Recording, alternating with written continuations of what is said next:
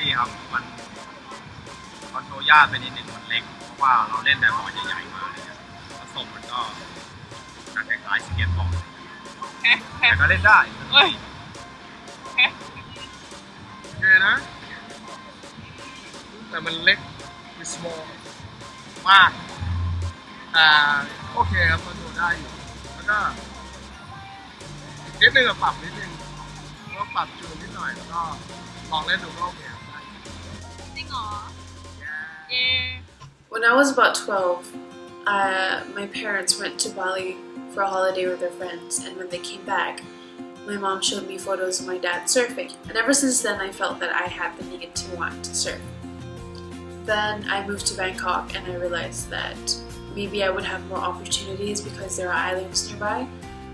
but my parents told me how it would be really inconvenient because the islands are about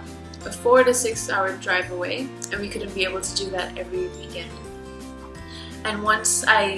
get hooked onto something, I would want to get good at it instantly, and if I would want to get good at it instantly, I would have to do it almost every day,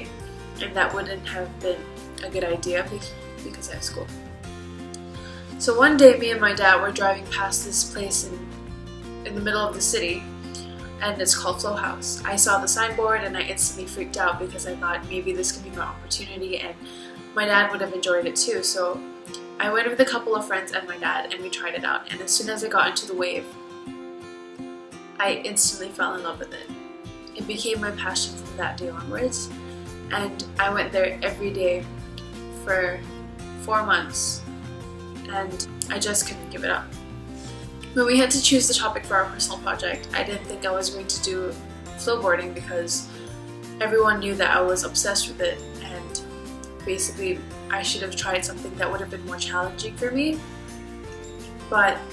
as we came to the point where we had to choose and we had no more time left, my friend suggested to me that I should make a flowboard because the project is as easy as you make it, and if I was passionate about, I would have had fun doing the project. So if it was based on the product itself, mainly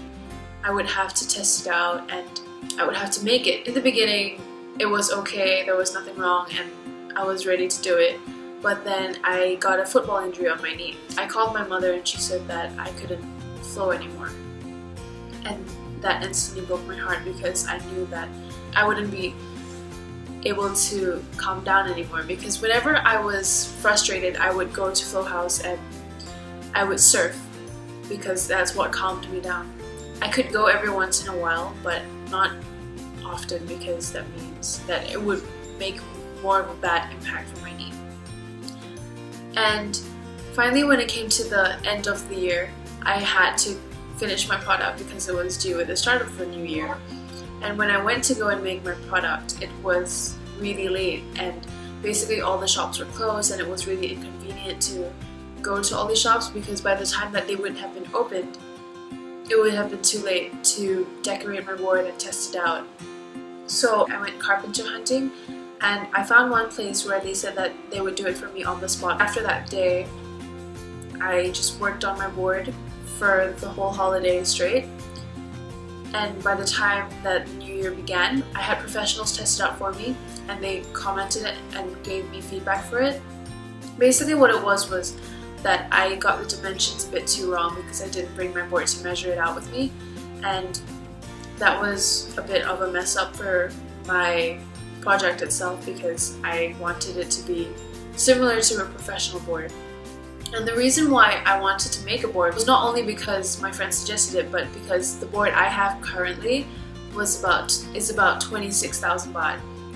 and I thought that it wouldn't need to be that expensive, and if I wanted to have a new board I could just make my own. So basically this is learning a new skill, and in total my board ended up being around 3,000 baht or less, which is a huge difference. It was a bit small, I can agree, because the smallest boards are actually 39 inches and mine was 35. The professionals thought that it wouldn't work out because it was too small, but when they tested it out they were really surprised at how it did work, and I was really surprised as well. So I had 2 professionals test it out and 1 amateur, and I tested it out myself and it worked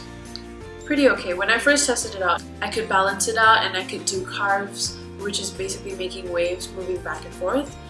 And yeah, I really enjoyed doing this project because it reminded me of this movie I watched about a girl named Bethany Hamilton. And basically what it was that she lost her arm. This surfer girl lost her arm to a shark, and she thought that she would have to give up her life and passion and dream. But she kept going at it, and she managed to become one of the best female surfers in the world. And I feel that I can relate to that, not because I am a professional, but because I'm injured, but I'm still passionate about what I do and I still want to do it. And I'm still able to try hard to achieve my goal, and that one day I may be able to surf.